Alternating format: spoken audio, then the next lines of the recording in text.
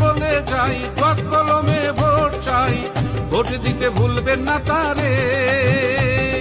হিন্দু মুসলিম আছেন যত, জানাই সালাম শত শত। বৌদ্ধ খ্রিস্টান আছেন যত, জানাই সালাম শত শত।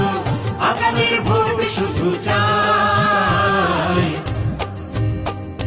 সাজেদুল ভাইয়ের দোয়াতে কলম জয়ী হবে রে, সাজেদুল ভাইয়ের দোয়াতে কলম এবার যাবে রে।